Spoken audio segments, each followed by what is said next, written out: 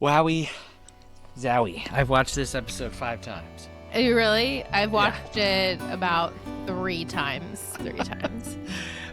The first time, I don't think it counted. I literally was on my phone the entire time. And I was like, oh, I didn't even pay attention to anything. And now I'm watching it. I'm like, well, I don't really need to know that much. You know? You can't pay attention to what's being said until you watch it a couple times, because I feel like you're just so... Right, exactly. The style is like so in your face. It's exhausting. Happy New Year. It's 2026. Yeah. Do you guys know that Michelle and I started podcasting together in 2016? Wowee. And we, in May, will be reaching our 10-year podcasting journey together. Woohoo! That is an incredible achievement. Isn't that great? Yes, especially for such young ladies. Thank you. You're welcome. We were so young when we started, and now and now we're much older. But Yes. we are at the tail end of season 4. We have 6 weeks left of this season, of season 4 of We Are Liars and Pretty Little Liars, and it feels so good to be back in the virtual studio and chat PLL, especially with Mr. Seth Vargas. That's the voice that you're hearing if you didn't know. He's here. How are you, Seth? No, it's me, Tippi the bird. Tippi the bird. The bird I'm obsessed with and always ask about. And then Seth texts us on the side, did you talk about the origin of Tippi the bird? And we were like, excuse me? Please elaborate on the lore of Tippi the bird. Should we get into that now? Let's just talk about it right now. Okay. Before Well, all I mean, the things. it's very, very quick.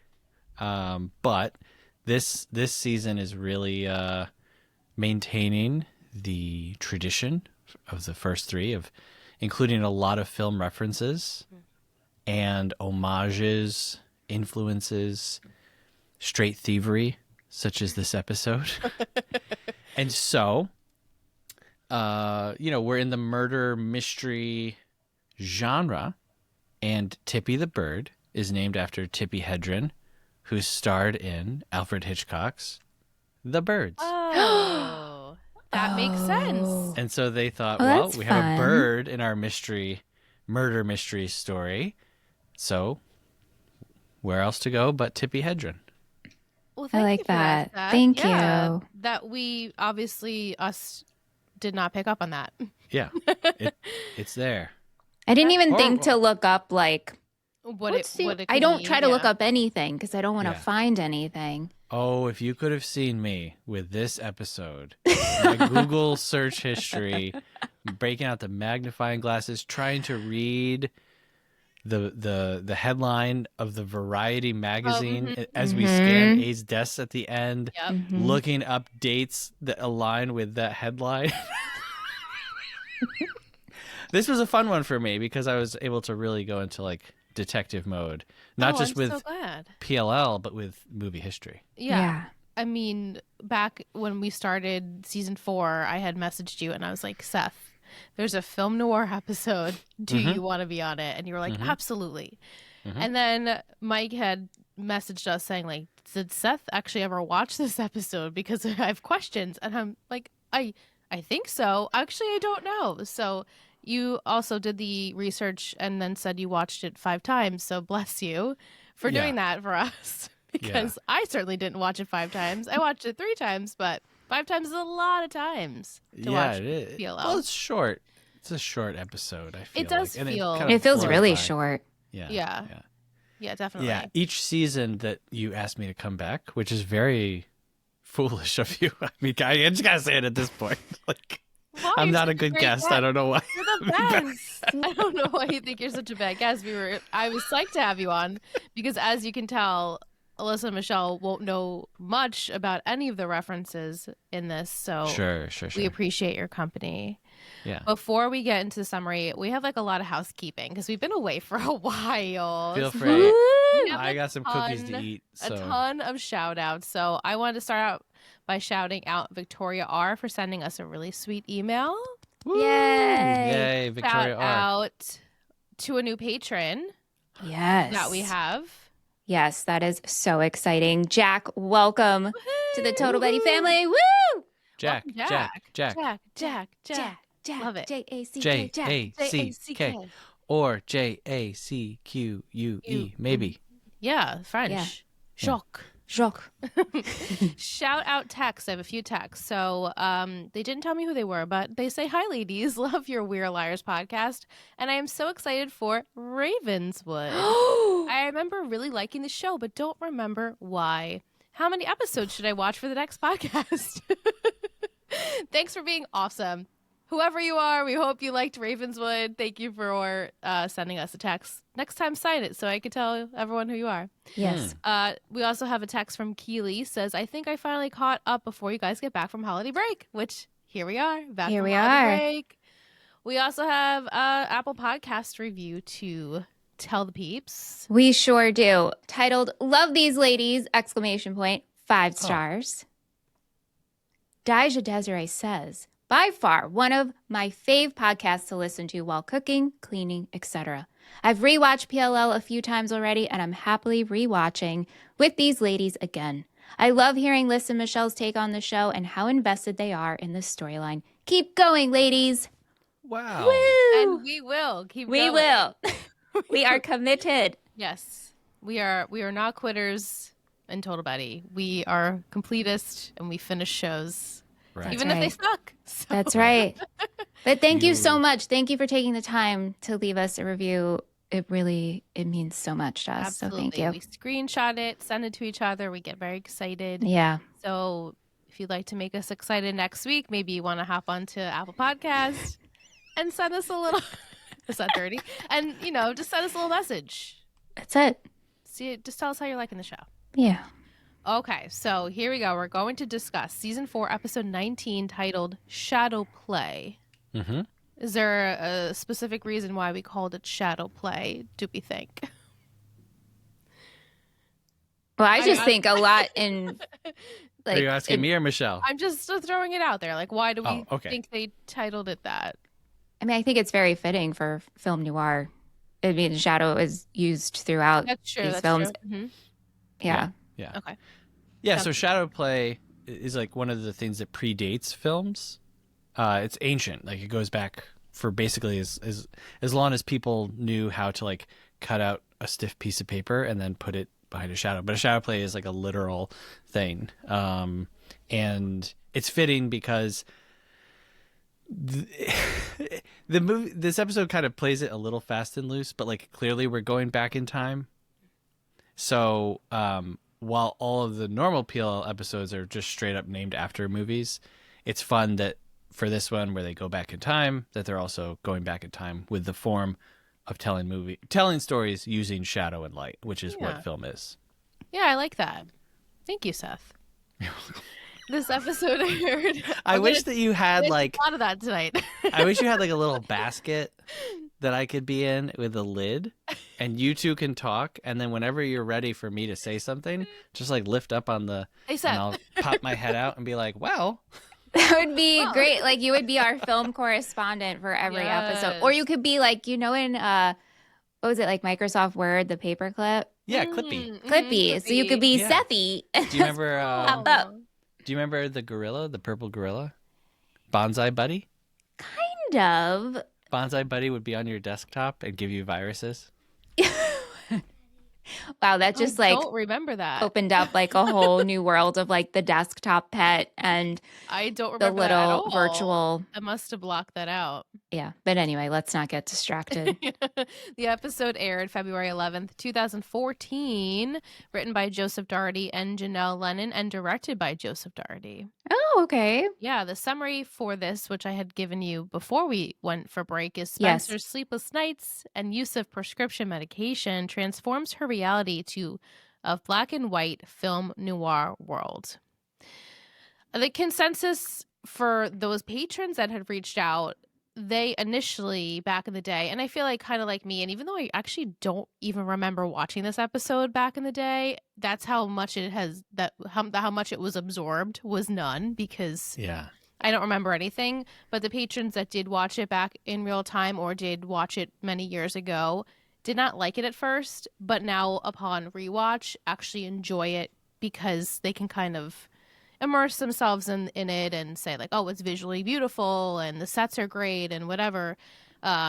So I feel like, yeah. And again, the first time I watched this episode this time around, I really wasn't present. I was on my phone because during the black and white scenes, I really wasn't into it. And then watching it twice since, I like it more. I just think it's so beautiful. I just think they look so beautiful. Yeah, I can't get yeah. over how beautiful they are. Yeah. How'd you guys feel about it? Well, Don't jump on it at once. Well, I Michelle, she's the one first watching this, so I want to True. yield to her. yeah, thank you. Experience. Thank you so much. Yeah.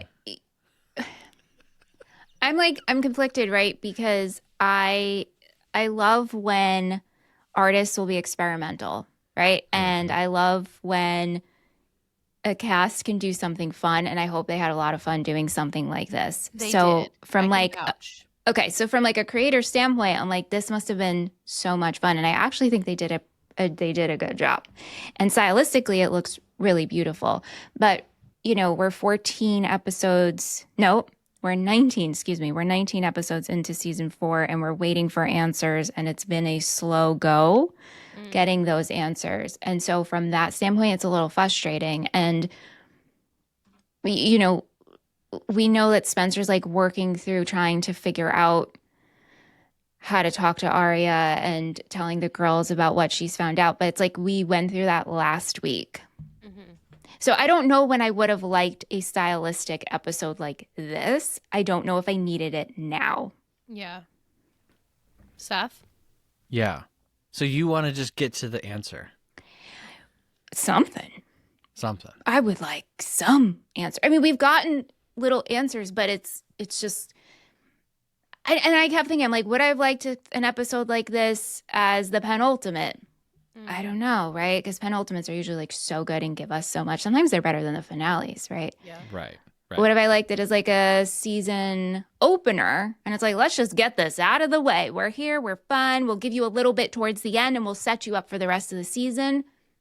Maybe a Halloween. They do Halloween episodes.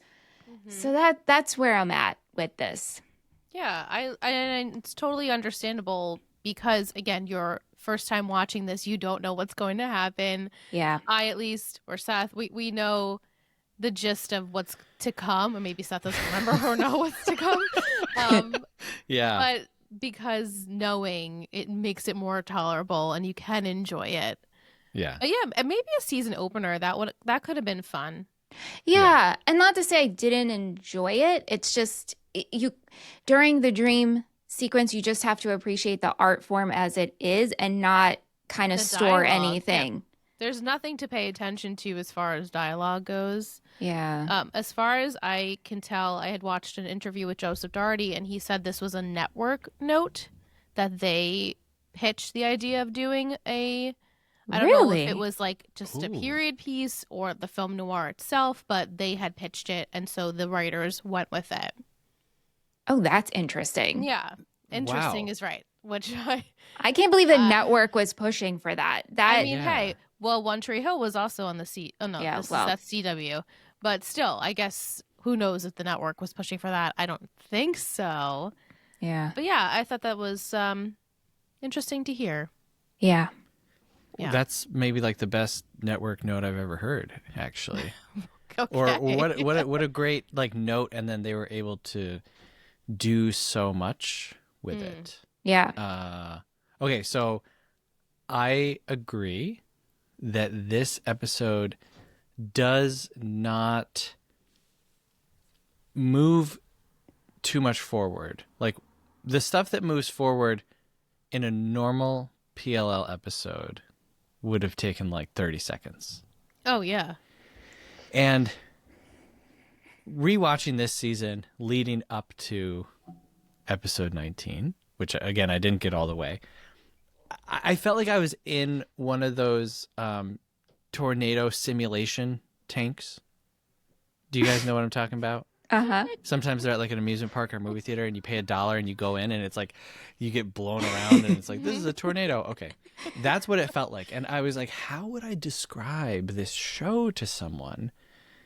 And I thought, okay, I would have to tell them that, like, it starts out the story of 4 girls.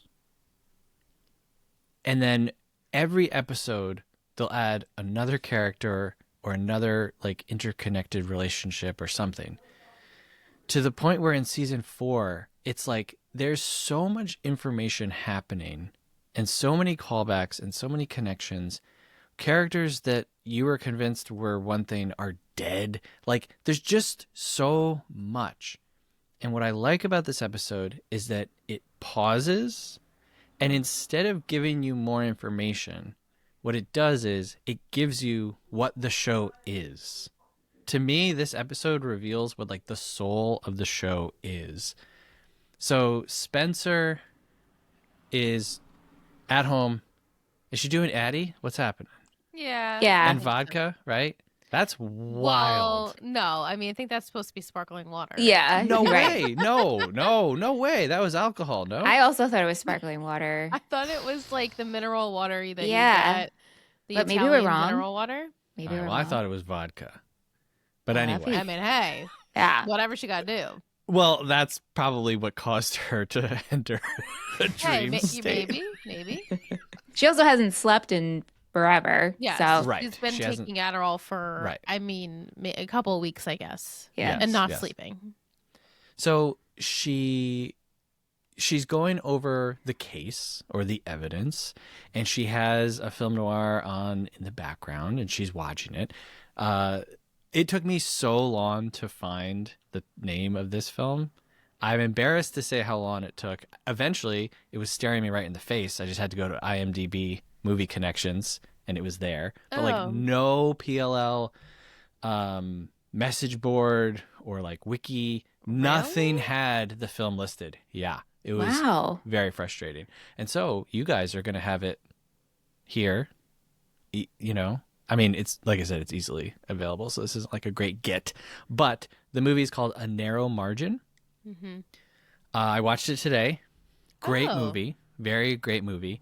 And I will say, it's not necessarily spoilers for like what's coming, but if you watch A Narrow Margin, which is one of the films, Laura is another film that is referenced throughout this movie multiple times. It gives you the essence of like what the story is. And so I just love like pressing pause on the plot to say, here's what we're doing, by the way. Anyway, so she's watching Near Margin, and then she gives a quote. I don't know if you guys talked about the quote that she gives at all. No. So she starts to this is a quote from the hard-boiled detective author Raymond Chandler. He's a crime author. He also wrote some screenplays.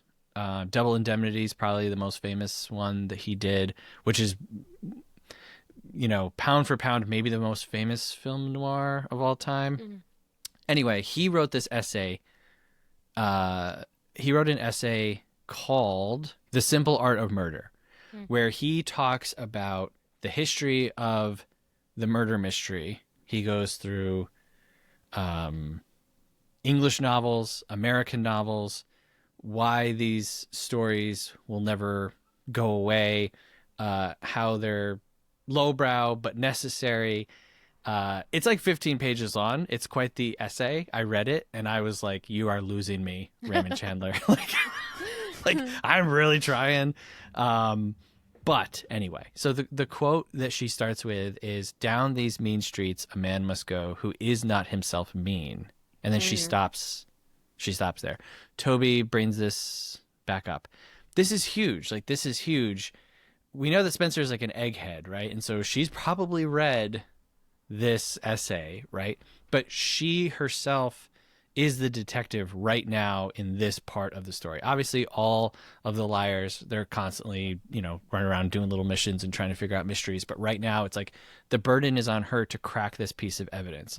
And something that I think PLL doesn't do super well is they will just kind of create a mystery and then solve it right away. Or like there's long form questions and then there's short form questions. And a lot of stuff, like I said, it's all just like rapid fire. Like, we need to look into this. Okay, we looked into it and we found it. Yeah.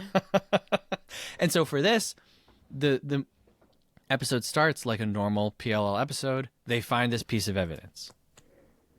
And sometimes, like with, what is it, board short beer? Board short ale. Yeah.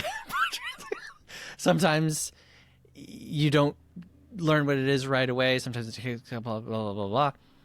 They could have figured out what this was really quickly or not, but instead of just going through the motions of figuring it out, they take you into the psyche of the person who is doing the figuring out. And that's really important. It's really important to like take a breath and have characterization in your story. It can't all just be facts. And I got to tell you, this season felt like facts. It just, like I said, I felt like I was getting smacked in the face. I felt like I was in that tornado tunnel. So I loved this. I thought that this was really great. Yeah. And I read on Reddit, people were saying they liked the reprieve of not learning the next, clue or what the next mystery is going to be. They like to just sit back and watch something fun. Mm-hmm. Because the season, and I know we've talked about it endlessly, it's been really rough. It's been like the most rough season to date. Mm-hmm. Plot line wise, this last half with the Ezra stuff is at least interesting, and so we're sort of focusing on that in this film noir episode because he's the villain. So yeah, I welcome it. I was like, okay, I'm just gonna take it for what it is. I'm gonna watch these beautiful girls, and I'm gonna learn some stuff because I'm not a black and white movie watcher. I couldn't really tell you much about the history or lore or any fun facts about it, so I'm interested to hear what they utilized and why, or so that's why I'm so happy that we have Seth. Because I could research it, but I think I would be way more confused, and you have such prior knowledge. Well, I gotta tell you things. Yeah, I gotta tell you, like, it's really hard to start from, like, researching this episode is almost impossible without prior knowledge because, like I said, like if you go to the PLL sources, almost none of them are referencing what's happening in this episode. So for me, I was like, all right, I gotta come in. I gotta know what to talk about. So I was like, let me look up and see what's already been talked about on whatever. I mean, God, what did this episode come out 12 years ago? Yeah.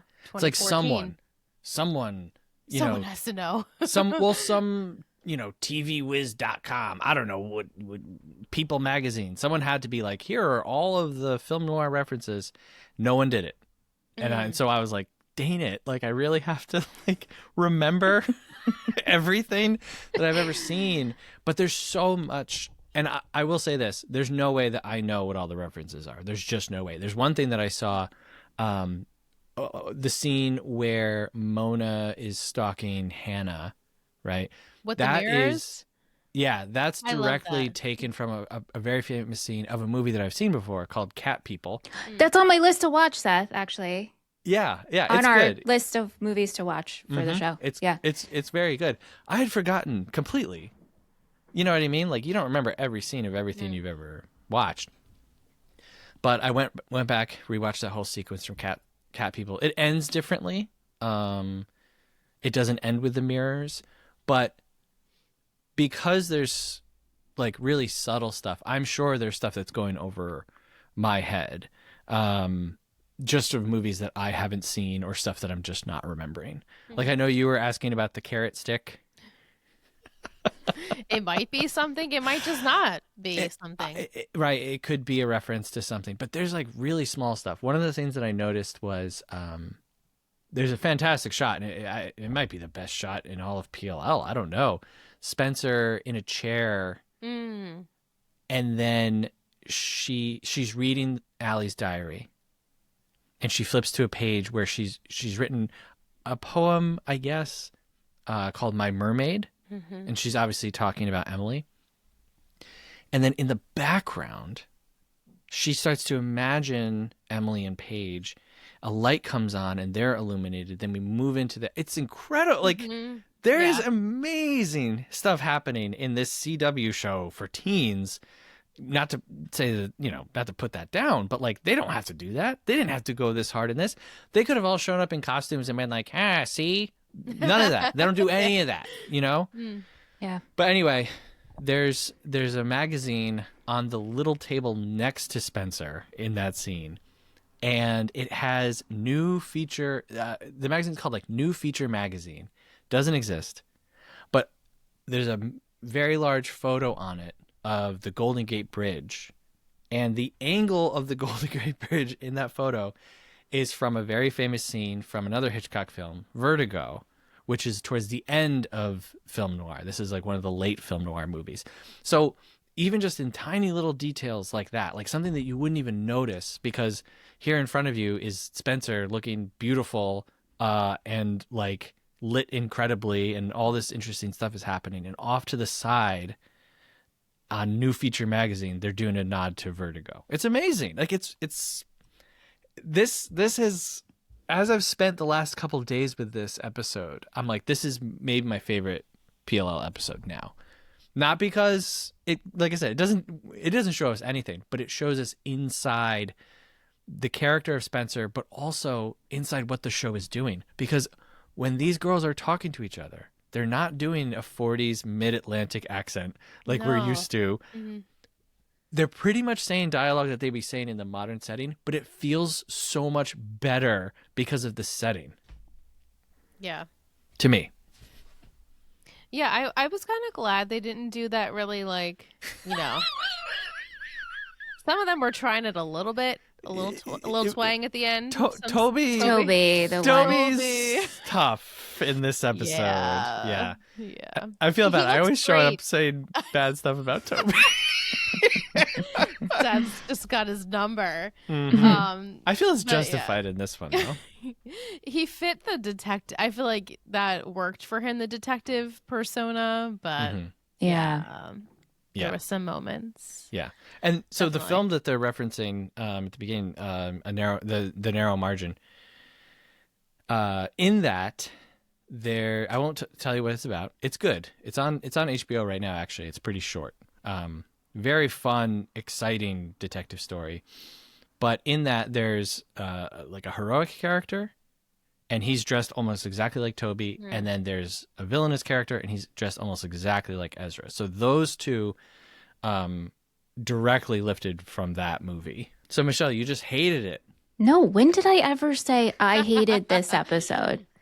I didn't at all. I have to defend you because it's your first and only time seeing it. Yeah. So there's no way that she can absorb it how we have at this point. Like, if you were to watch it again tomorrow, I think, not that you would like it, maybe you would like it better. I don't know, but I think you would have more of an opinion and come to a consensus of how you feel about it. I just think it's just a bit of fun. A bit of fun. Yes, as she says. But like I said, like, I appreciate what we're doing. I just don't know when I would have wanted this type of episode, like when I need it. Yeah. Because like you said, I don't think at this point do I need a break from the info. That's just me. Mm-hmm. I want to you have a super processor brain. I definitely don't. No, but the other thing too, I mean, and this is out of the control, but we've been on break for so long. We've been out of the PLL world. So to come back, the last time we recorded was November 20th. So to come back to this, you're like, okay, I would have loved to have entered and maybe have this next week and give me something now. But that's just, my current state. That has nothing to do. Yeah, it's a very odd one to plop into. Mm-hmm. Yeah. But again, like, I didn't think it was bad. It's stylistically beautiful, but it didn't give me anything. And I personally, respect it, but I'm good. Right. But I'm good. Yeah. Yeah. Our listeners want to know who out of the girls, or actually out of anyone, who was our favorite look of this episode? I love Mona's look. Mm. I thought Allie looked absolutely gorgeous. Same. I thought Allie looked fantastic. I mean, they really all did look beautiful. They all did. And I really loved the way Hannah looked too. Yeah. Mm-hmm. But I think Allie might have taken it from me. Allie was just stunning. I grabbed, not to not answer your question, but I grabbed this book to defend Paige's hair. Oh. In the episode. Yeah. Mm-hmm. Yeah. Because I saw some folks online being like, they did not do her I know. any favors with that haircut. But I still think, I thought everyone looked beautiful. Gorgeous. Everyone looked beautiful. Everyone looks better in black and white.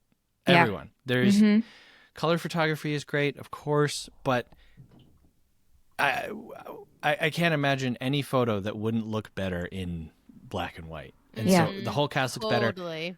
I do think that they're still supposed to be in high school, I guess, during this time. Right. I guess so. But like it feels like they're a little more aged up. I mean, Allison is like literally at a burlesque show, you know, performing. And they are drinking alcohol. And again, this is a dream. And it's a dream. Right. So, but there's almost no mention of A, which is very refreshing. Very refreshing. There's no cell phones.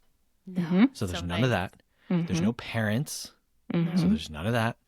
And very, very, very little school. So we don't have to like watch these fully adult actresses pretend to be little kids for one episode. And that is so refreshing. Yeah. And like I said, they don't even need to put on an accent or even like age up their dialogue for it to fit. And that's like style is so important for the story that you're telling. And so PLL is telling a murder mystery, but in modern times. And I think that's sometimes where like the cringe can come in.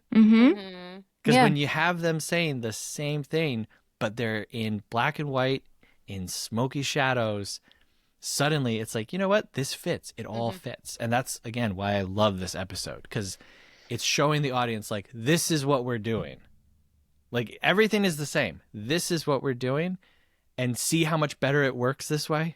At least for me. I mean, I know a lot of people hated this, but like, to your point, I kept thinking like, oh, I wonder if this show were fully took place and this story took place in the 40s and it was made like a film noir in black and white, like, would this be better? And not like Riverdale where we're doing like in a stylistic way like that, because that was worked and then it got weird and maybe that was just story choices. But I was like, oh, I think this would be interesting if this was a series like this and we just started like this. How would that feel? Right. But then how would we do the cell phones and stuff like that? I don't know. We'd have to get creative. It would just have to be like telegrams and bird carriers and like, I don't know. Well, you have like they typewrite it and I don't know. I don't know. It'd be interesting to watch it. Yeah, you have the telegram at the end. Yeah, I love that. So I would love it if, like, you know, they're all standing outside of the funeral home, and instead of their phones chirping, you hear the chirp of a bike. Right. And a little boy hops off, and he's like, ma'am, telegram. And they all give each other a look like, oh, no. And they open it up. It's from A. You could just do that 100 times. It'd be great. I know. And, like, imagine Ravenswood as a film noir. I mean, they're already, like, leaning. We could do that. That would have been really good instead of trying what they did. Yeah, actually, great point. They could have definitely done a town that was like Pleasantville, black and white, and that would have been cool. Yeah, but I mean, you know. Yeah, and Seth, very good point about like the dialogue. This works better if let's just make it a film noir. Yeah, no problem. I would watch it. Maybe if they did like the whole season like this, maybe it would have been better. I think you actually have to do the whole series because the switching, again, I like creativity and trying stuff out experimentally, but I don't know. What I like about this, I don't love that Spencer's like hooked on drugs, but, you know, hey, it happens. You know, oftentimes in a film noir, the hero isn't perfect. They're not a police officer. They're always like a private detective. Yeah. The forces, you know, the police aren't with them. The government isn't with them. oftentimes the people who hired them are wealthy, and then they'll turn on them. Like, it's a very boxed in person, sometimes with substance abuse issues, or, at the time, maybe it wasn't considered that because they're just drinking scotch all day. But I love this idea of Toby being the detective within Spencer's mind. So to me, just keep doing it. Like, as long as Spencer is like on drugs and hallucinating, just keep flashing into this world throughout the season. They could have done this more, I guess, is my point. Yeah, Spencer dreams in film noir. Yeah. And every time she goes there, that's what we get. You know how sometimes you're working on something and it's like, I'm trying to crack it. And then you have to work on something else, or you're in the shower, like you're not thinking about it. And that's when it clicks. Yeah. That's what happens in this. Like, Toby keeps yelling at her, like, look at the pages, not the book. And she's like, it's the same thing. And that's another thing that I love about it. Like, that line is so smart for what they're doing, which is telling the audience, look at the genre, not this. Like, look at Laura, and look at Vertigo, and look at The Narrow Margin, and look at Cat People. Like, if you think this is ridiculous, here's this entire history that we're pulling from that you can't see because you're not looking at the details. You're looking at, you're not looking at the whole thing, whatever. I thought that was really, do you really think smart. Do you think that is fair to the audience, or is it a challenge for the audience? Or it's like, if you don't get it, you don't get it. And if you do, no, great. I don't think so at all, because PLL is a mystery show, and they put all the clues into the episodes. So if you pay attention and you look into this stuff, you'll find all of it. I mean, in episode 3 of this season, Arya and the karate guy are watching The Big Sleep. Yeah. And they have the whole conversation about black and white. Yeah. Yeah. Anyway. So no, I don't think that this is like, hey, look, you just don't get it. I think that this is actually like a really kind of kind pulling back of the curtain to say, this is like, we're inviting you in. This is what we're actually doing. This is what this show actually is. Here you go. And like, it's up for the audience to be curious and explore that. Yeah, because, I mean, you're putting together all the pieces all the time. I mean, like, when I was watching this show, I was like, who's this? Who's that? I didn't have a wall on my house with string. But I had a Word document back in the day. But that was so helpful. That was so helpful to have this. That was so helpful. No, I'm saying like in 2010, I had a Word document. But yes. But like, when you made that visually, like, it's hard to keep track of all the things. So you become your own little detective. Like Tippi the bird. Yeah. You know what I mean? Like, that's a tip. That's a, it's like, hey, this is what we're doing. This is what we're referencing. Yeah. I will be more gracious to this show now with Seth's explanation. I mean, I won't. I'm already being gracious to this show, if you know what I mean. Like, You know what's funny? Sorry, Liz, before you continue on. But Seth, you said you watched up until around this point, even though what happens. I got up to episode 8, and then my TV broke. No, I meant like in your grand. Yeah. In your whole watch. No, I've seen all of this. I've seen all of this and into the next season. And then you stopped. Yeah. Yeah, because I was talking to my hairdresser, and she was like, I was telling her where we're at, and she's like, yeah, I stopped around right at the end of 4, beginning of 5. I'm like, this seems, I'm picking up some things that people are falling off around the same time. To be fair, this season is not great. And so if you're watching 4 seasons and it's not getting better, it's only just kind of getting worse, if not, or stagnant, then I probably would have fell off too if I didn't like have this watch party. Yeah, if it was just me by myself, I don't know if I would have continued. And then there are parts of it later on when we have way more information and clues, and then that's when I went back and decided to watch for clues, because I was like, wait, we have to have been missing something, and this and this and this. But up until this point, I was just a frustrated girl. Like, I was just frustrated all the time. Frustration, waiting for something to happen. So Yeah, this season is not a good indicator, or maybe it is. It's a good indicator for how the rest of the show kind of just is the roller coaster of emotions and why people would just fall off because it's frustrating. Right. Yeah. So one of the other big references in this episode is to the film Laura, Otto Preminger, and the portrait of Allie, as you can see from the photo that I sent you, is literally the portrait from the film. Yeah, it's exact. Laura. Yes. So a brief synopsis for Laura is: a police detective falls in love with the woman whose murder he's investigating. And if that doesn't sound like an episode of Pretty Little Absolutely. Liars. That's it. That's what the show is about. So yeah, Laura, like, I don't know if I mentioned, but at one point when Mona calls Spencer, there's a copy of Laura on her bedside table. So that's in there. And then the thing that I really loved about this is that they explore the repression of sexuality, but specifically homosexuality during this time period. Over on Movie Friends, we've been talking about the pre-code era a whole lot, the Hays Code.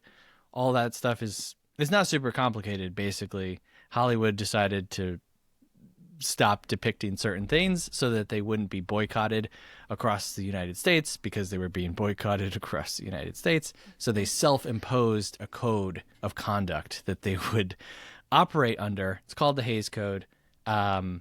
It's horrible. It's really, really bad. But film noir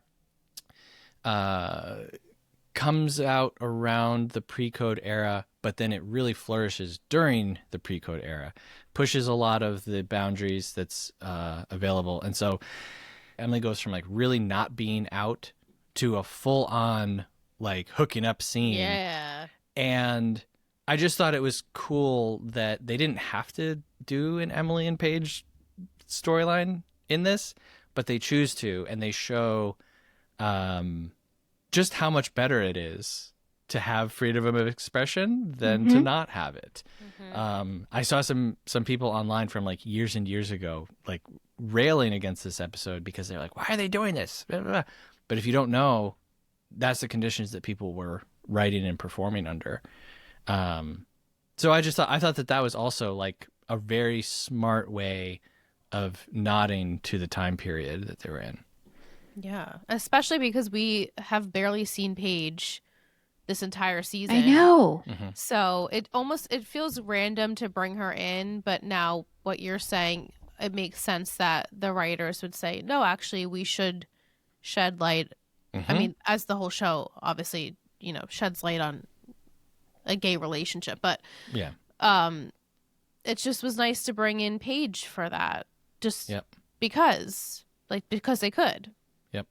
Yeah, so then it's like more, we're doing more than just Spencer's dream state. Yeah. Right, which, as Mike was saying in the chat, when you have a dream, you're dreaming and you're in the dream. So how do you know what's going on when you're not in the scene or in the dream? Like you're right. But Spencer wasn't in those scenes. Obviously, it's a dream. It could be whatever you want it to be. Right. It just was, yes, funny that there was other people doing things while Spencer was not there. Right. Like the scene between Arya and Paige, or Arya and Ezra or whoever. Spencer wasn't in those scenes. But we still showed them because we're trying to tell a story. Yeah. Yeah. Right. Can I mention something that's not in the noir section? Okay, sure. Well, Ezra sucks. Well, always. Obviously. It's horrible and evil. When Arya and Ezra are in the car and she's talking about her story, right? Yeah. And then he's like, she's like, he says like sometimes the villain wins, or she says it or whatever, and then it cuts to him and he goes, yep, and then he's just like driving down the car. It's like the dumbest look on his face. I laughed out loud like every time. I was like, Ezra, I hate you. Like I just hate your guts. Also, like, what was so with much. his face when he was on the balcony? He was just like in this weird stare when Mona comes to bring him the glass. Like, what are you thinking, Ezra? Nothing. I can't. His head is I was gonna empty. say I can't read you. It seems like nothing is going on in there. Yeah. And then the anus, Oh, that was. the anus of it all. That's I great. cracked up. I didn't even catch it the first time, and while I was watching it for the second time, Randy happened to be in the room. He's like, "Did she just say anus?" And I was like, "Actually, yes, she did," and that is so funny. So then the third time, I paid attention. The anus. So cute, clever, Hannah. See her like as you were saying before, her dialogue, which normally is like, oh, you're like, why is she saying it that way? It was funny. It was funny this way. But then you put her in front of a switchboard, and suddenly it's like she's great. Hannah's the funniest person on the planet. Yes. Yeah. That was chef's kiss. The whole scene. I loved her as on the switchboard. I thought that was so perfect. No one else could have done it as cute as her. It just was perfect. I loved it. There's not really much to summarize, obviously. Besides, like, the whole entire dream sequence there's no need for me to go over what happened in each scene, because the gist of it is that Spencer is tripping out. Toby is worried. And Toby also doesn't know, well, he's trying to get out of Spencer that Spencer knows that Allie's alive. Right. Which is something we haven't actually discussed in current day. We haven't also seen Toby in a while, so her keeping that secret from Toby, I thought was interesting to add it here, because we haven't really talked about that yet, right? Like, Toby doesn't know anything. I don't think any of the partners know about Allison. No. And then it's just basically Allison being this mysterious figure. Is she alive? Is she not? And the girls know that she is, and she's still on the run. And, like, that's basically it. Like, Ezra's still evil. He's suspicious. Hannah's being the leader of the I Hate Men club. She's, like, the spy. I thought that was really funny. Men. And then the acceptance of Paige and Emily. So other than that, really the only things that we get from this is that the Allery, if you will, is in Ezra's desk. But then they suspect put it there because they wanted them to think that they had found it again, that they were, that they one-upped A, when really they are one-up A, because as we find out in the end of the episode, A has changed some words, but Spencer has the original copies on her phone. That's really all we learn about in this episode. Well, and then the fact that Arya and Ezra are together. Well, right, because when they go to approach Arya, she's not answering her phone from Albany. She's not home from Albany yet. Albany. That was like nails on a chalkboard to me. It hurt me deep. Albany. Like Albania or something. Yeah. I don't know. I actually didn't recognize it at first. I was like, what? Where? And then you read the caption, you're like, the captions. That's what got me, and too. Then she says Syracuse or Rochester, whatever. Syracuse, yeah. Yeah. It's Albany. Yeah. Friends. Albany. Yeah. Yeah. Mm-hmm. Yeah. I mean, that's the gist of the episode. So we have all these questions from listeners. Kat asks, do we think the events in the episode reveal anything important about Spencer's character and how she views herself and those around her? Yeah, I think for sure. I think Seth summed that up beautifully. Mm-hmm. Yeah. I think she's, she has taken on this role of the detective. We see her watching film noir. We know she's read this Raymond Chandler essay. And so, I think it's, I actually find this episode kind of inspirational / healing in a way, to where, like, as a person who can just take on so much, and you view things one way, and Spencer is like, I'm so tired. Like, I just want to sleep. But also, I'm going to keep doing Adderall because I have to solve this mystery. I have to crack this case, and it's up to me. When you step back and you see things from another perspective, it can be very revealing to be like, oh my God, like, I never would have thought of myself as, like, a noir detective. And so I think it reveals a lot. We know that Spencer is a genius, and she's an overachiever and all of that stuff, but a high school kid should not be dealing with any of this, obviously, right? But right, yeah, like she doesn't have any clarity in her life, like with any of the situations that are happening. Can I throw an idea out there for a Yeah. show that's been off the air for years? Sure. 4 episodes in a row, each girl goes into a different genre of film that expresses how they are coping and navigating all of these events. I love that. Yeah, that's Yeah. a good idea. So That would've Hannah been would be fun. like in a horror movie. Yes. Arya would be in like a 90s slacker film. Mm. Emily would be in a sports movie. Yeah. Yeah, What about I like that Mona? idea. What's Mona doing? Dying, I hope. I don't know. Well, okay, what film genre is she dying in? Okay, Mona is in like The Devil Wears Prada, Wall Street. Mm-hmm. You know. She would fit in very well there, Yeah. I think. Brett says that this 1940s episode, that's a great time to go back to. Is there a time that we would like to go back to? And someone had just asked me this question randomly. And I was like, the 90s? I'm like, I can't pick the 90s because I was in the 90s, you know? I think you can still pick it though, You think I can because still pick it? you lived it and you want to experience it again. Because I would love to go back to the Yeah, like- 90s, but Pre maybe- like iPhone and oh yeah, pre social media. maybe the 60s, 70s, 60s. I think, I think 60s. the 70s to early 80s. I would love to see Queen play live. Mm. I feel like I would just die right there. Mm-hmm. And then there's movies I would like to see on opening Yeah. night. Right? Yeah. I would like to go back in time and eat like a Klondike bar, Mm-hmm. but like fresh, like whatever the first one was. The So original. random. That's First so batch of Klondikes. You don't want a first batch of Klondike? I never thought about it, but now I do. Like, Right. if You you're know what I mean? offering, Like- I'll take Like, it. oh, look at this new thing at the P&E or whatever they used to call the B&A supermarket. Klondike. Yeah. Mm. Yeah. I haven't had one of those in a very, I'd- very long What would time. you do? Remember when they changed it for a Klondike and then it just ended? Yeah. They cut They off changed bar. it from bar? Yeah. Yeah. Why? I don't know. Oh, because they expanded their product other line, and so products? it had to be more inclusive to everything. Maybe. Come on. I don't know. That's true because they didn't just have the bar. Right. Yeah. Klondike sounds like the evil emperor of an alien race that's like invading. Yeah. They're like, I'm Klondike. here representing Klondike. Klondike. I ain't doing anything for Klondike, but a Klondike bar, Totally different. I would do a lot for that, actually. Totally It's different. kind of Totally. disgusting and sad. What would you do for a What would Klondike you bar? do? Yeah. Yeah. Mm. Yeah. Anyway.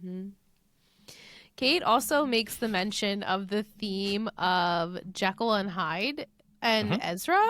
Yep. Which I feel like we've been exploring that for a majority of this season, and now it's like the assignment he has brought to his students. So I guess they have. Yeah. to, Did you guys read get it. that on the blackboard? I mean, I didn't write it Just down, making but sure. I did write it down. oh, I, go what ahead, did it say it. say? I Yeah, have that would be pages of helpful. notes here, okay? Yes, you, that Seth. would be great. Thank you. We're like, But So I on did one- pause on- and read it. Yeah. On one side of the board is the quote from Jekyll and Hyde: starting a question is like starting a stone, which really, it's like you ask a question, it's like pushing a stone down a hill, right? And all of the stuff that it gets in the way of and gathers, which is a great quote for Pretty Little Liars, right? Because, who killed Allison starts all of this crazy stuff in the town and parents, whatever. And then the other blackboard says, you must suffer me to go my own. Oh, I didn't write the whole thing down. You must suffer me to go my own way. But I think there's like another word in there, like my own wicked way or something. Yeah. Which is a weird thing for a teacher to write on the blackboard right above his chair as he's having an affair with a student. But, yeah. Ezra is the worst. So Yep. Fitzgerald as in Fitz? that She's part's never pretty heard cool. that before. Yeah. She definitely knows his last name is Fitzgerald. But Mhm. so Mike wants to know I guess we can get this question right out of the way. Do we classify this episode as a movie, schmovie, or a film? Ooh. Film, but not just because of the film noir part, because of like the Tippi getting into it, out of it, the exploration of the theme of the whole show. I think it's a film. Yeah, I would say film too, actually. Agreed. Yeah. Very experimental. Like yes. this and it episode looks good. It looks really good. But like the episode could have started and you're already in the noir.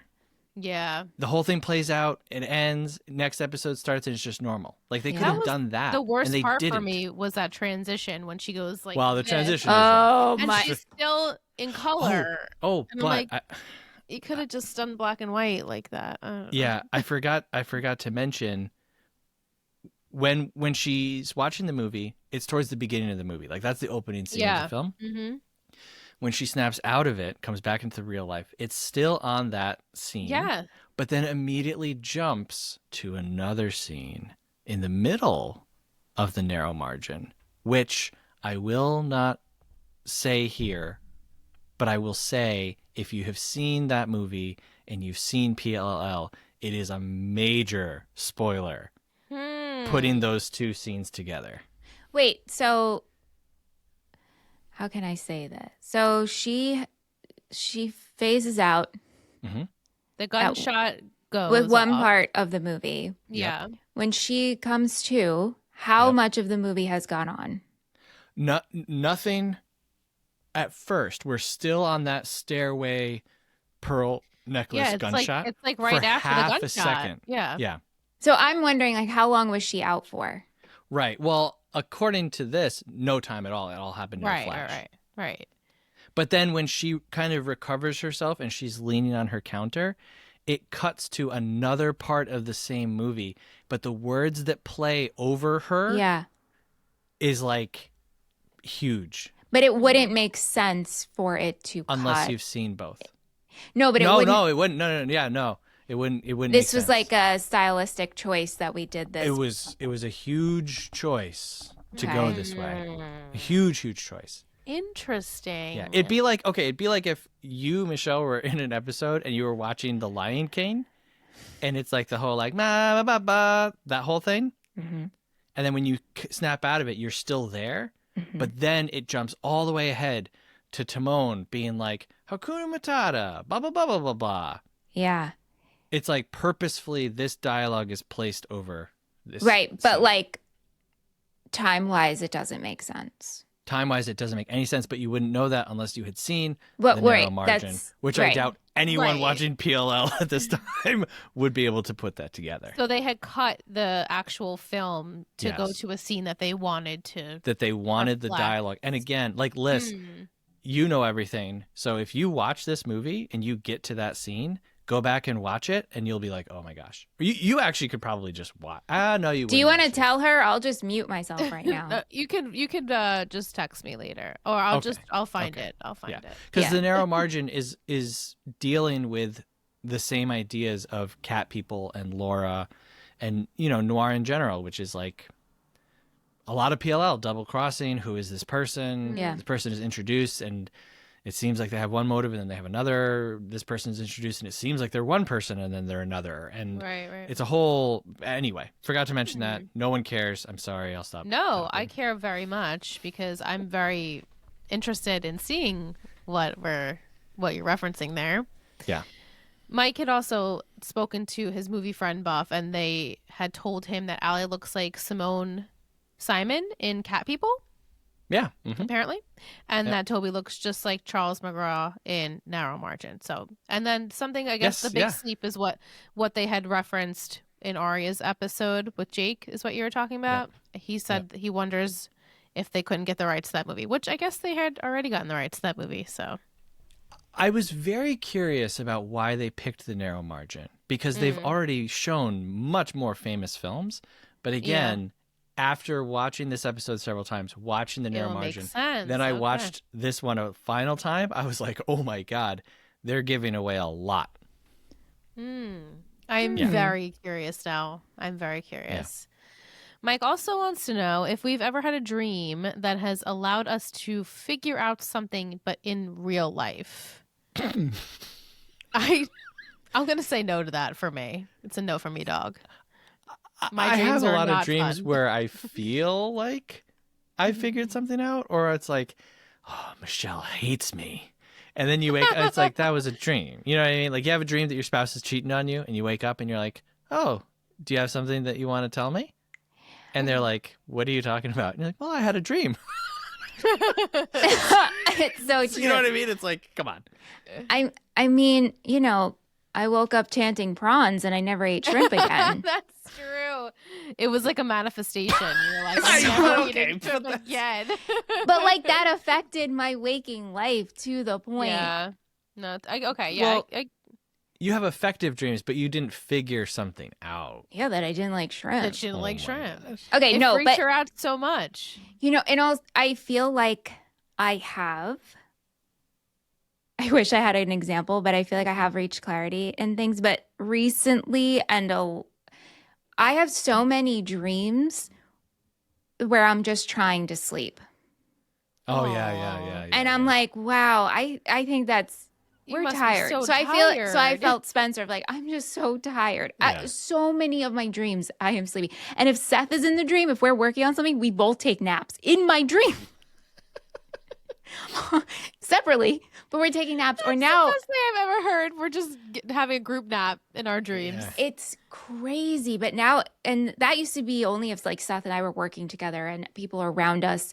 Yeah. Now I'm just trying to nap on my own in my own dream. That's because I was tired up until a couple weeks ago. So you're awake now. You've left. But now I've had time off of work, and so I'm like, okay, I'm ready to go. Sleep, right? That makes sense. Why I'm you ready have to go. not. I'm going to watch PLL 5 times in a row and watch 4 movies in support of it.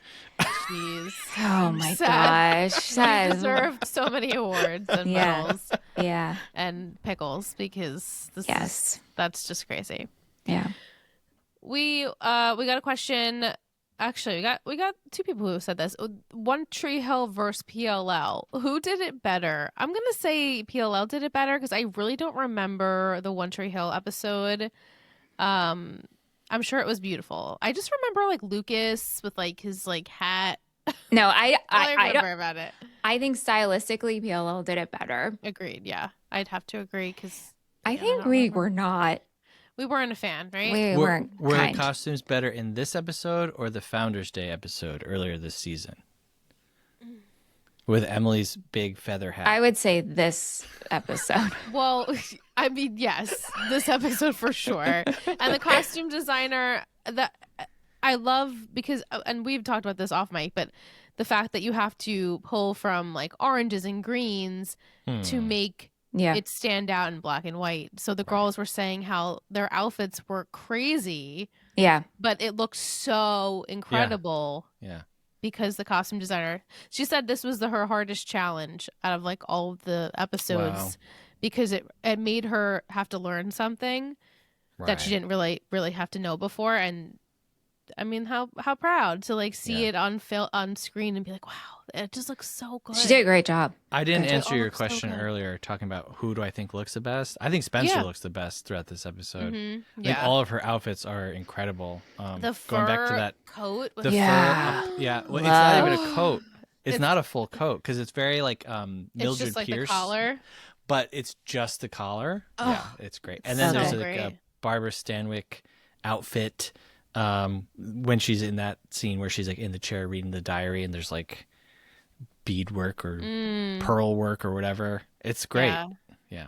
Like I said, they did not have to go this hard with this episode, and they took it so seriously and genuinely made beautiful images. Yeah. Like I don't laugh at this episode at all. No. You know?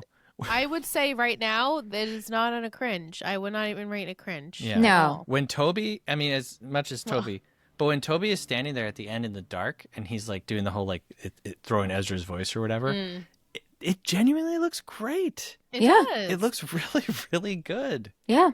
It does. Yeah. Vic asks Vic asks if there is another show that we'd like to see in film noir. Or I guess at least do an episode. This, yeah, Twin Peaks, but Twin Peaks is neo-noir, so like they're already really kind of going for it. Maybe Veronica Mars. Oh yeah, that would have been really fun. I've never seen Veronica Mars, but I've always been told it's like a neo-noir. You would like it. So Yeah. good. It's such a good show. So good. Yeah. Boy Meets World, didn't they do like a couple throwback hallucination They episodes? definitely did like a 19. What was the one? It was like this. Oh my god! Why? Yeah, can't it was I... like the 60s. There was like a Yeah, like Sean was a greaser maybe. And I can't. No, they did like the. Happy Oh Days? my god! Like the it's like a bandstand kind of Yeah. like thing. Imagine if Seventh Heaven did it. Okay. All right. God. Did they? Because I feel like they did I a don't lot of think- experimenting. I don't think so, but God, that would be terrible. It would be terrible. Kat says Arya and Paige share a one-on-one scene together for the first time. Which two characters haven't shared a scene or rarely do, and who would you like to see paired off in a storyline? Wow. Toby and Hannah's dad. Toby and Hannah's dad. A road trip episode. For some reason, they got to go do something illegal. Wow, Tom Marin is not on my bingo card for that. Same. That was just Can't stand that, bruh.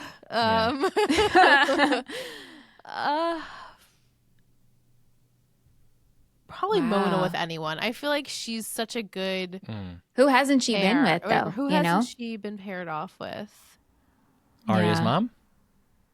He keeps going with the parents. Ella. Ella.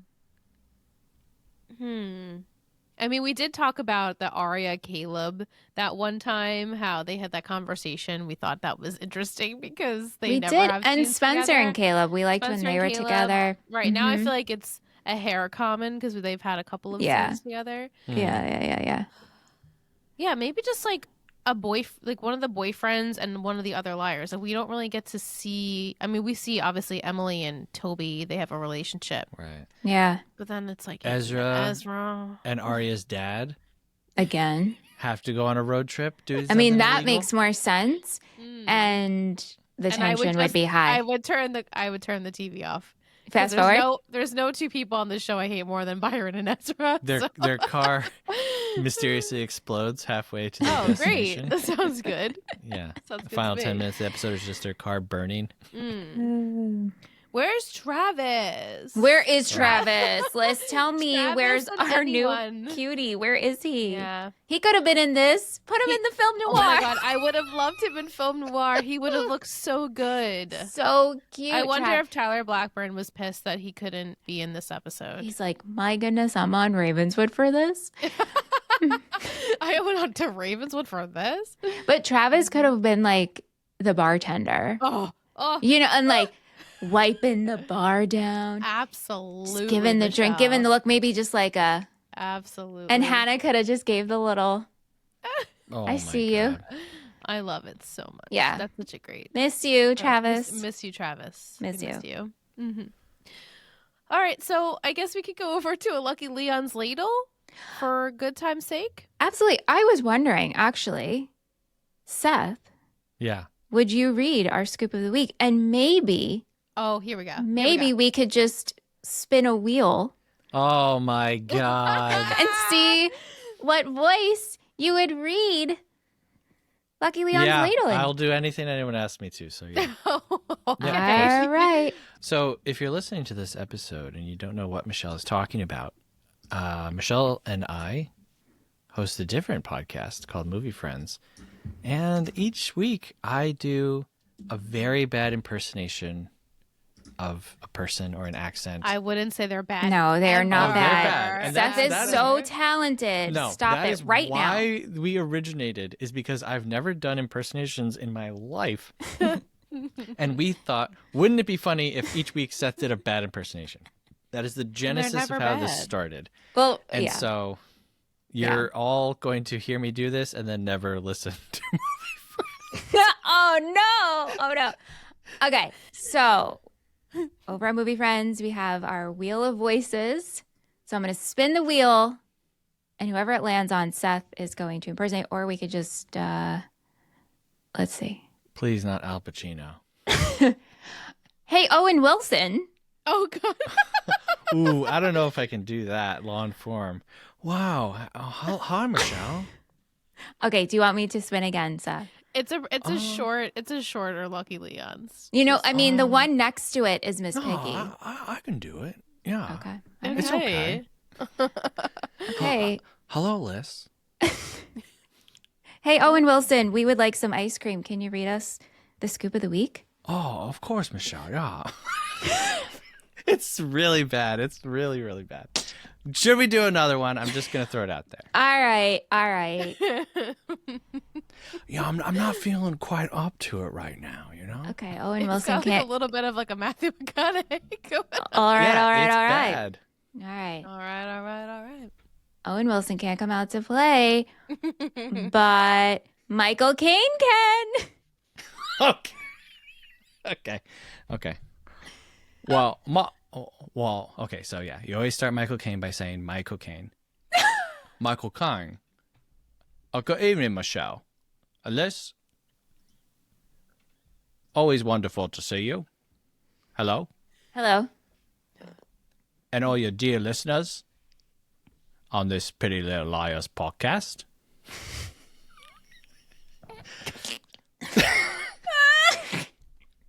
And I'm here to read for all of you this ice cream scoop thing.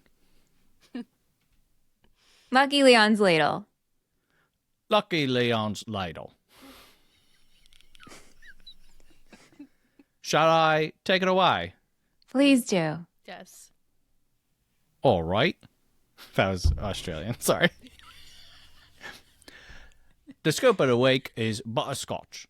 As butterscotch is a classic old-timey flavour, it also has the element of scotch, which is what private detectives would always be drinking in these types of movies.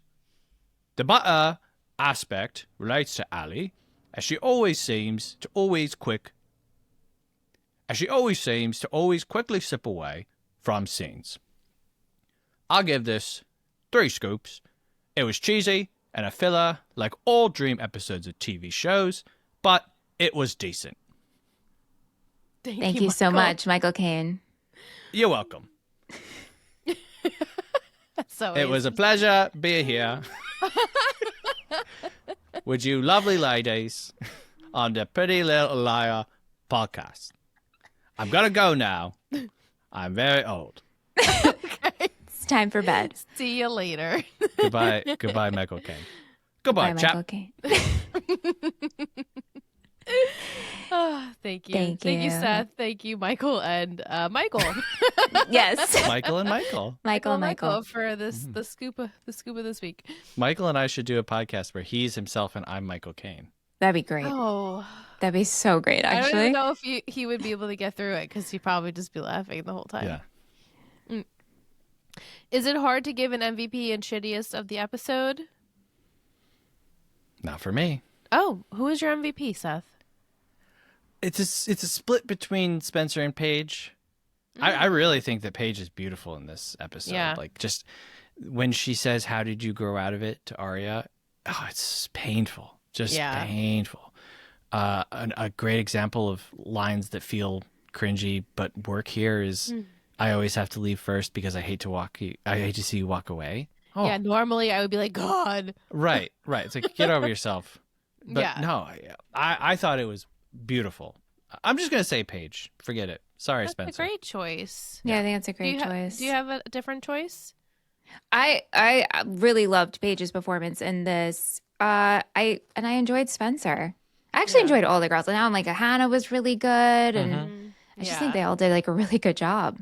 Yeah, and I know it's not new news, but Allie being like feisty. Oh my bitchy gosh, yes. in that outfit, I'm like, oh, she just does it so perfectly, even though she wasn't nice.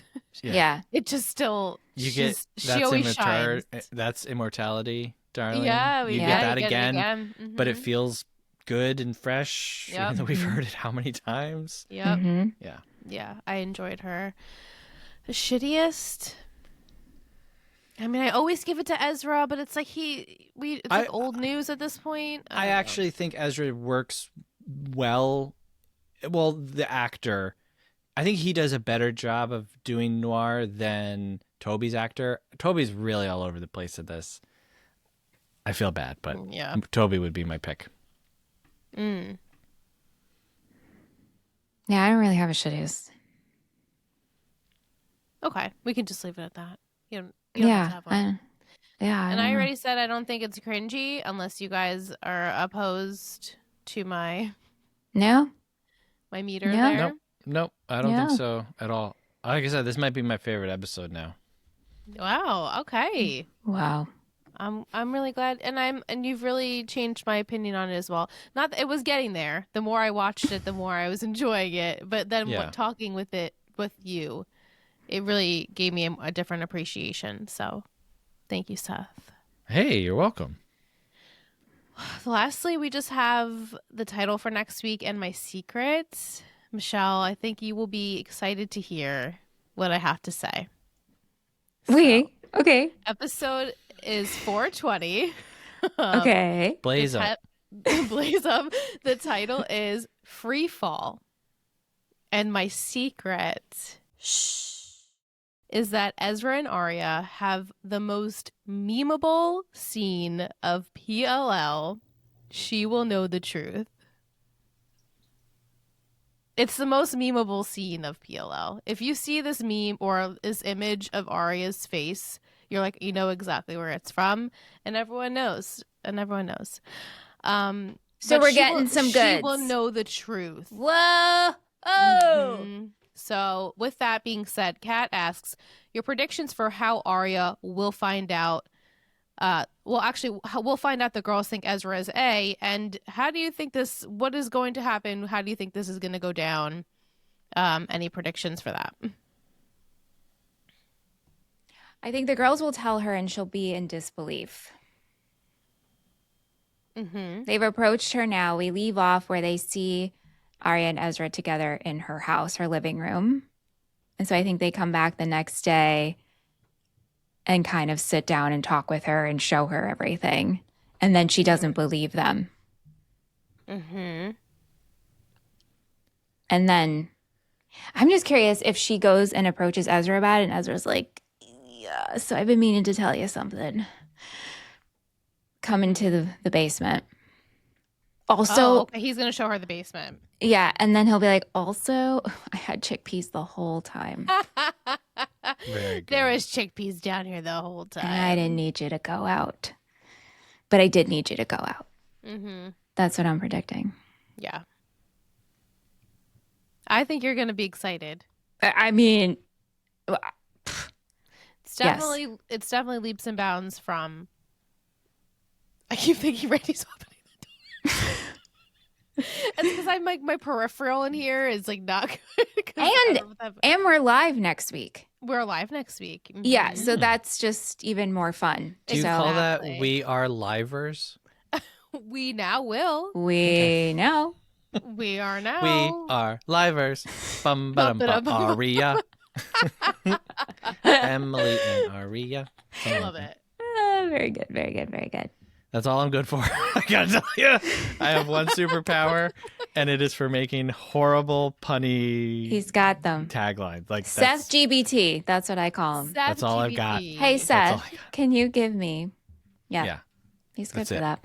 Mm-hmm. Well, we are nearing the end of this episode. Thank you, Seth, for bringing your movie friends' knowledge and your knowledge of movies.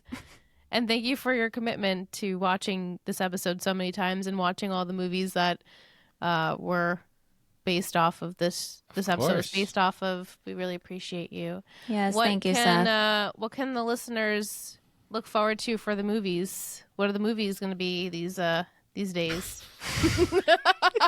What movies do you guys do in these days? What do movies be now? What's that thing? Movie. What movies do you?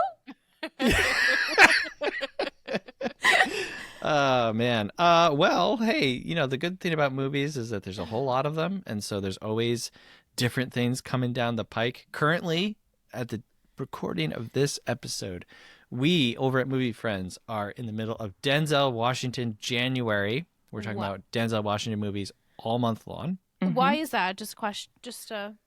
Well, if you sign up for our Patreon. Not that he's not a great, actor to watch movies in, but. Right. Yeah. So if you sign up for our Patreon, you get to suggest monthly themes. And this one, Denzel Washington movies, has been going around the block several times. Finally was voted in. I'm appreciative of the person who kept nominating it in their persistence. Yes. And so we're talking about Denzel Washington films. And then next month starts No Themes. And we're just flying by the seat of our pants doing movies that we've wanted to do for a very long time. Okay, so it's host choice? Host choice all month. Yeah, it's going to be really great. Fun stuff. Yep. And I hopped off a recording to get onto this one. Just did an episode on The Housemaid. So any of you housemaid heads out there, go check out that episode. It was a fun conversation. Nice. I'll check it out. I still haven't seen it, but I would like to. Oh, don't listen then. No, I mean I'll listen after I watch. Okay.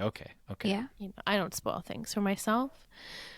But that's where we leave you, listeners. And thank you again. Thank you again, Seth. Thank you for everyone who has been listening for these last 19 weeks. If you're here, that's amazing. Jeez. We are back now for the next 6 weeks of season 4, and then that's it for season 4. I cannot believe that. I know. It went so quick. Even though we took breaks, it still goes so quick. It really did fly by. Yeah. Yeah. So we'll be back next week for 420. We will be live. So if that interests you, head over to Patreon and join us. We also will be in the Discord chat talking about the episode. And then as soon as we jump off there, we jump on to live and you hear what we have to say in real time. Michelle makes predictions in real time. And then you guys all get to chat in real time with each other. To each other. It's a fun time. You can ask us questions live. We love that. So join us. Join us. That's every time we say that. I'm like, join us. Yes. No, but join really them. join us. But really, right? Join us, though. But do it. Okay, I just got to say, I don't get it. You listen to a Pretty Little Liars podcast. There's a bunch out there, which, by the way, are all bad. And I can tell you that because I've listened to them. This is the best one on the internet that you are currently listening to. You're going to take $5 today, just today, out of your entire month, and you're going to buy one iced coffee for the way home. It's going to be over $5. You know what you can do instead? Skip that one iced coffee. Turn that into an ice water. You know what I'm saying? Come on. Sign up for the freaking Patreon, bro. What are we even doing here? Freaking Pretty Little Liars. Do you want them to keep doing it or not? I thought we were turning into Al Pacino when you said that. I was like, oh, are we turning? We're turning here. Al is coming. Best decision I ever made in my life. Sign up for the We Are Liars Patreon. Thank you, Al. Thank you. You're welcome. Us. I was in the freaking Godfather. It's always a blast with Seth, guys. Yes. Thank you, Seth. All right, I'm going to go now. Thank you, Seth. We'll see you next week. Bye. Thank you. Thank you for having me back. I appreciate it.